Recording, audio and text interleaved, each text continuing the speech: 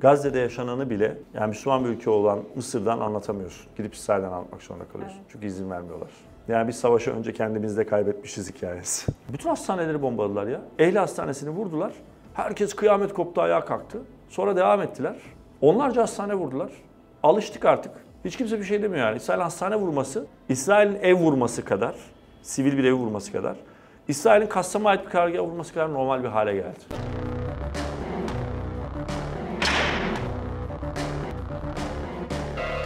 Daha önceki savaşların tamamında Gazze'deydim. Gazze'de olan biteni anlatıyordum. Sonunda Gazze'ye dışarıdan bakıp Gazze'de olan biteni anlatmaya çalıştık. Pek çok meslektaşımız gibi. Ve bulunduğumuz yer, mesela işte Siderot'taysanız eğer, ben bir kere gittim Siderot'a. Yani Siderot'tan bir gün sadece canlı yayın yaptım. Çelik Gerek ve Kast'ta. Sonra döndüm. Çünkü hatta sosyal medyada bu çok konuşuldu. Yani şöyle dendi mesela, ya bu adam niye füzelerin geldiği yere gidemiyor? Korkuyor musun falan, bana yazanlar oldu böyle. Korkuyor musun? Niye Tel Aviv'den yayın yapıyorsun? Niye işte Güney Lübnan tarafına, kuzey hattına çıktın, Hayfa'ya, Yafa'ya vesaire gittin diye. Ben de evet korkuyorum dedim. Neden korkuyorum? Çünkü yani zaten binde bir ihtimalle düşmesi demir kubbede muhtemel bir Hamas roketinin gazetecilerin bulunduğu Siderot'ta İsrail'in bir provokasyonun sonucu düşmesi ve düşünsene Mehmet Akif Ersoy Hamas'ın attığı roket sonucu yaralandı. Ne kadar saçma bir şey yani. Veya bu haberin böyle çıktığını falan düşünelim. Gazze'de olduğunuzda ben Gazze'deki her çığlığa, her ifadeye ya da her orada meslektaşlarımızın bir sürü gazeteci hayatını kaybetti. Onu anlatmaya dair her ifadenin yetersiz kaldığını ama İsrail içerisinden yaptığımız yayınlarda da şayet özellikle bu roketlerle ilgiliyse, yani roket düştü ve düşmek üzere ve düşecek noktasındaysa bunun başka bir işe yaradığını düşünüyordum. O yüzden benim açımdan sıkıcı bir dönemde, öyle söyleyeyim. Çünkü sen de işte bu işi yapıyoruz ikimiz de. Sahaya gidiyorsun. Mesela İstanbul'da Allah korusun şurada bir olay yaşansa tüm basın oraya gideriz. Niye? Çünkü olağanüstü bir durum orada olay yaşanması. İsrail'e de bir roket düşse bütün medya, yüzlerce kişi oraya gidiyor. Niye? Olağanüstü bir durum çünkü. Oraya roket düşmez. Ama Gazze'de çok yoğun bir bombardıman var. Yüzlerce haber var.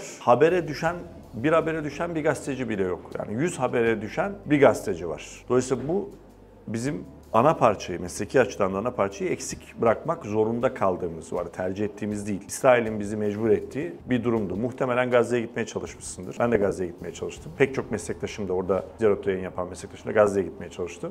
Ama İsrail izin vermedi ve gidemedik. O yüzden farklıydı. Son gidişimde unutamadığım bir olay, yani bence Golan'daki tanklar konusu, unutamadığım bir olay diyeceğim bir şey yok ama mesela çarpıcı konulardan birisi Golan'daki tanklardı. Ne kadar sosyal medyada yer buldu bilmiyorum, kestiremiyorum ama İsrail makamları bizi arayıp bunun suç olduğunu, bunu yapamayacağımızı, bunun bir problem olabileceğini falan söylediler. Hatta biz hukuk departmanıyla falan iletişime geçip bizim kurumu da arayıp hani yayınlarsak görüntüleri ben burada gözaltına alınabilirim, tutanabilirim. Böyle şeyler söyleniyor. Dikkat etsek mi falan, acaba hukuki boyutu ne? Bize bir kağıt imza atmışlardı. O kağıda bakalımı konuştuk.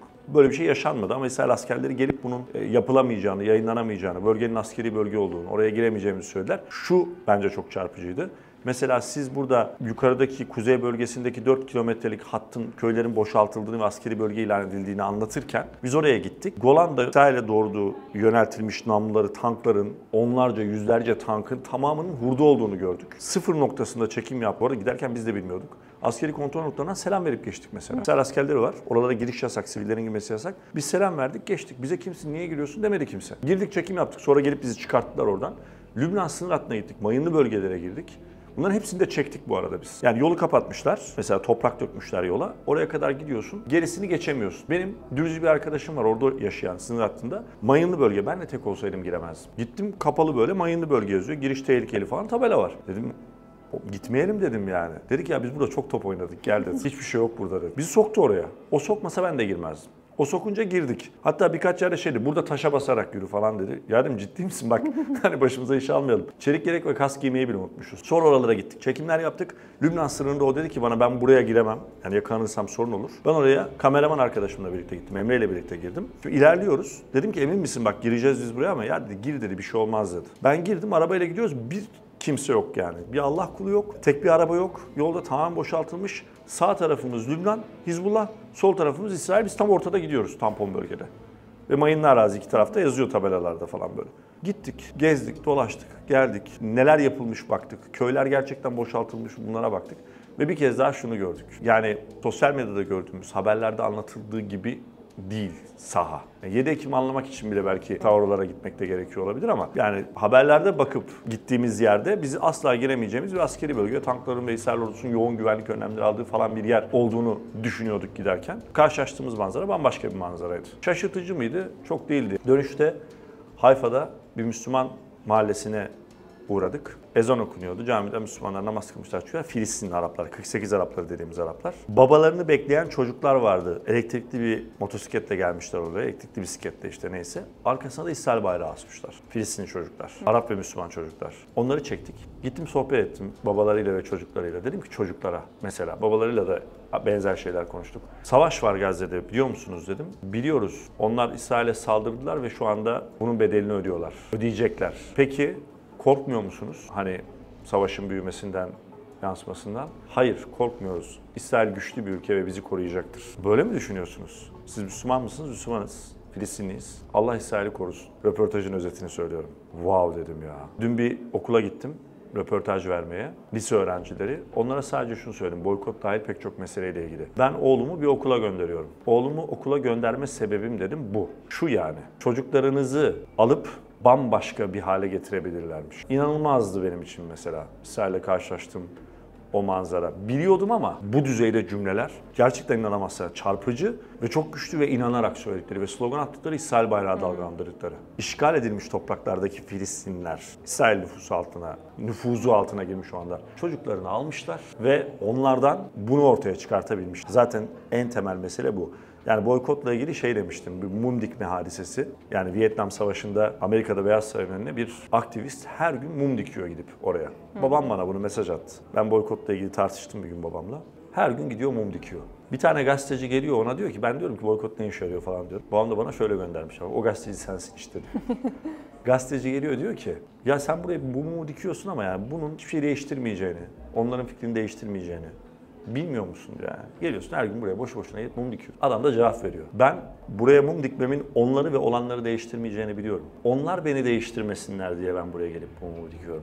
Kendine dikiyor aslında adam mumu. Kendini öğütlüyor, kendine öğretiyor yani. Bunu paylaştım sosyal medya hesabından çünkü benim için evet ya meseleye tekrar bakmamı sağladı.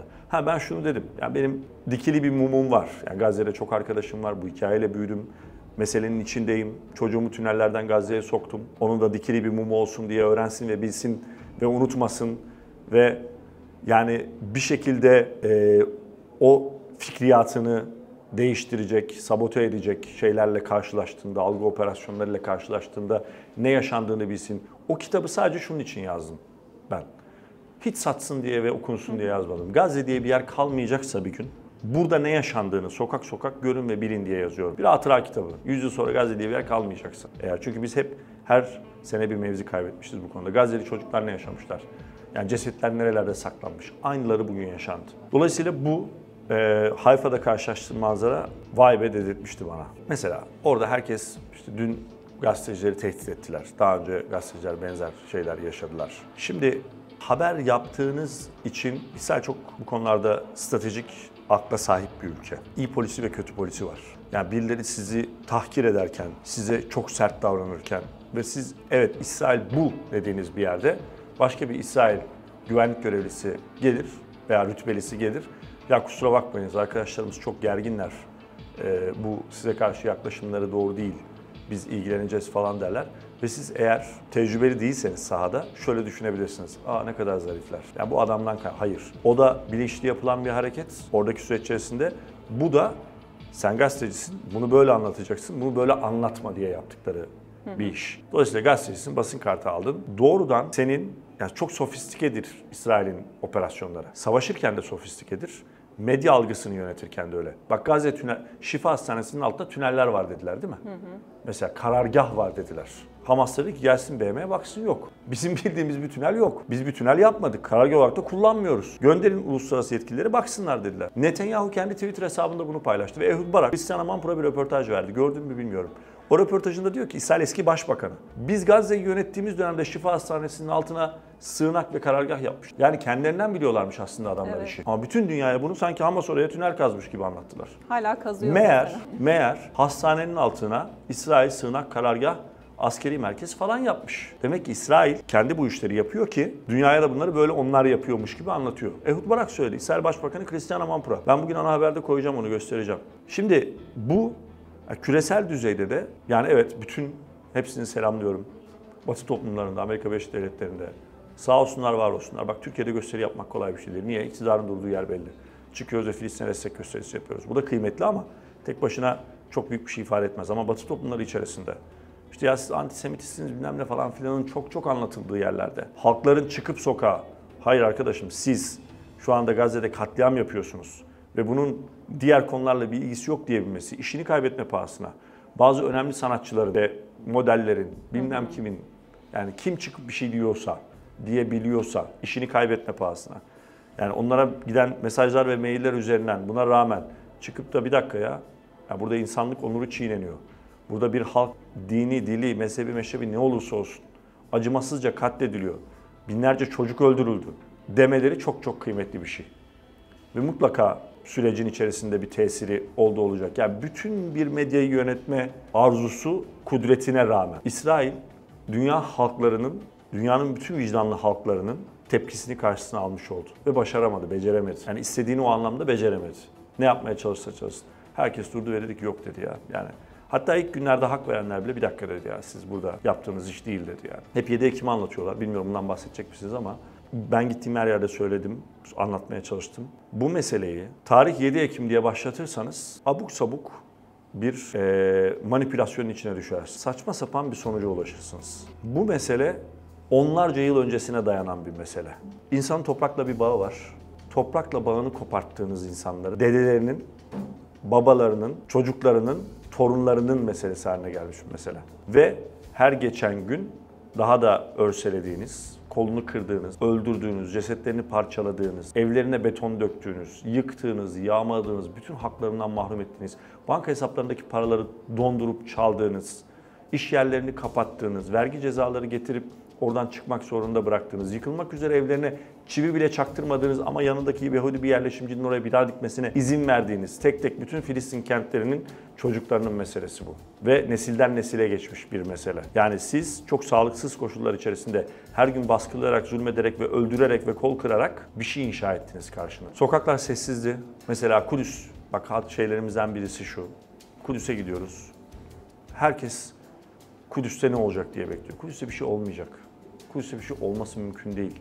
Olması kolay değil. Orayı bilmeyenler açısından yani Cuma namazı çıkışında işte büyük bir gösteri falan bekliyorsunuz. Hayır yani oradaki herkesin kolu, kanadı, bacağı kırılmış durumda. Hareket edemiyorlar. Her tarafta kameralar var. Zaten bir cümle kursalar bunun bedelini çok ağır şekilde ödüyorlar. Hatta stratejik olarak da yanlış. Niye? İsrail zaten bahane arıyor yani. Orada bir tane adamın evi var. Onu da boşaltıp bir tane yerleşimciye vermek için bahane arıyor. Ve sen o bahaneyi vermiş oluyorsun. Dolayısıyla bu bir sinir harbi aynı zamanda. Yani bu stratejisi olmak zorunda olan bir harp. Bak, bir Mısır'daydım. Rabia Meydanı'nı boşaltıyorlardı, Adeviye Meydanı'nı. Boşaltmadan bir gece önce İsam Arayan, Muhammed Biltacı, Cihat Haddat'la caminin içinde sohbet ediyoruz. Röportaj da yaptık Biltacı'yla. Dedim ki ne yapacaksınız? Yarın Mısır ordusu gelecek. Dedi ki şehit olacağız. Dedim biz çıkalım o zaman buradan. Başka bir stratejiniz yok mu? Şehit olacağız dedim. Ben de bir yayına çıktım ve dedim ki bir hareketin üst aklı eğer ne yapacaksınız sorusuna şehit olacağız yanıtını veriyorsa geçmiş olsun da. Yani burada bir artık strateji üretilemez. Niye? Çünkü kavganın içine çekilmiş.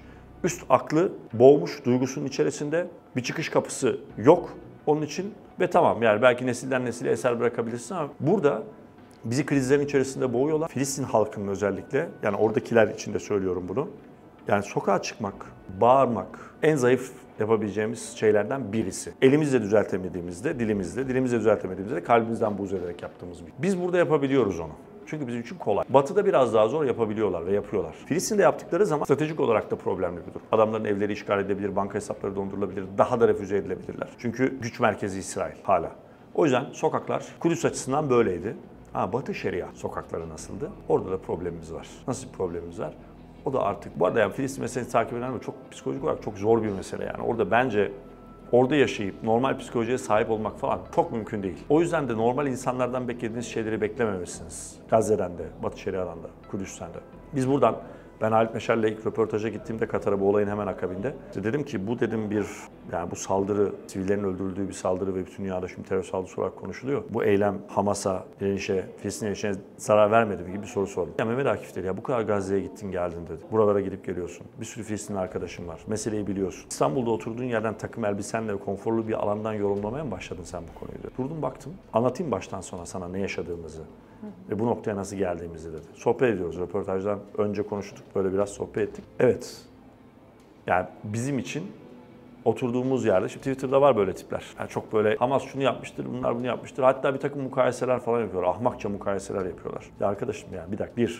Filistin toprakları işgal ediliyor. Her gün, her yıl. Sınırları belli olmayan bir devlet var karşında. Ve bunu yaparken uluslararası hukuku komple çiğniyor. Uluslararası sularda da uluslararası hukuku çiğniyor. Birleşmiş Milletler kararlarını da tanımıyor ve önemsemiyor. Fosfor bombası kullanırken de önemsemiyor. Uluslararası Ceza Mahkemesi'ne göre de suç işlese de yani İsrail hastane... Bak Amerika bile bunu yapamaz biliyor musun? Böyle kör göze parmak yapamaz yani. Bütün hastaneleri bombaladılar ya. Ehli hastanesini vurdular. Herkes kıyamet koptu, ayağa kalktı. Sonra devam ettiler. Onlarca hastane vurdular. Alıştık artık. Hiç kimse bir şey demiyor yani. İsrail hastane vurması, İsrail'in ev vurması kadar, sivil bir ev vurması kadar, İsrail'in Kassam'a ait bir karargaha vurması kadar normal bir hale geldi. Hepimiz için. Uluslararası Ceza Mahkemesi'nin yapacağı hiçbir şey yok.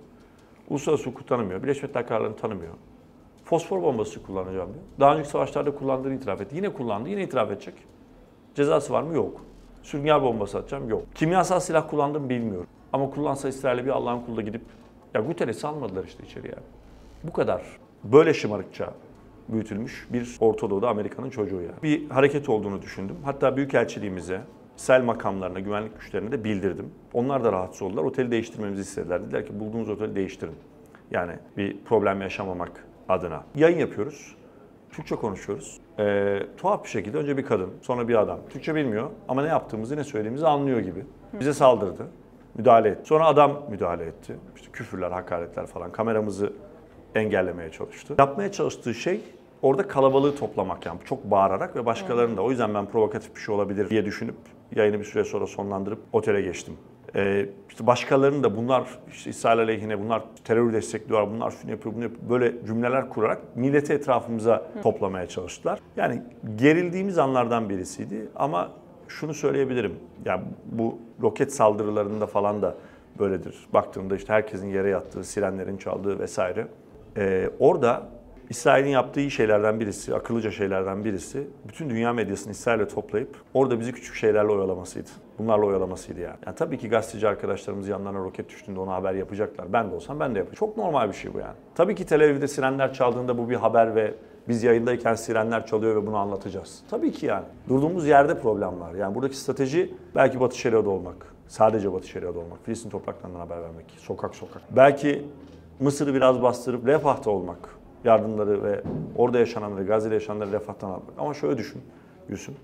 Gazze'de yaşananı bile yani Müslüman bir ülke olan Mısır'dan anlatamıyorsun. Gidip İsrail'den anlatmak zorunda kalıyorsun. Evet. Çünkü izin vermiyorlar. Yani biz savaşı önce kendimizde kaybetmişiz hikayesi. Kendimizde kaybetmişiz hikayesi maalesef. O yüzden yani biz gazeteci olarak oraya gittiğimizde yapacağımız iş o. Belli. Yani bütün meslektaşlarımız da işlerini en iyi şekilde yapmaya çalışıyorlar. Ama yapacakları o. Burada belki karşı tarafı zorlamak, refah hala geçmek, hala gidemiyoruz. Hala uğraşıyoruz ve gidemiyoruz. Yani bizim Gazze'ye gidip Gazze'de olan biteni anlatabilmemiz lazım. İsrail'de bir şey yok.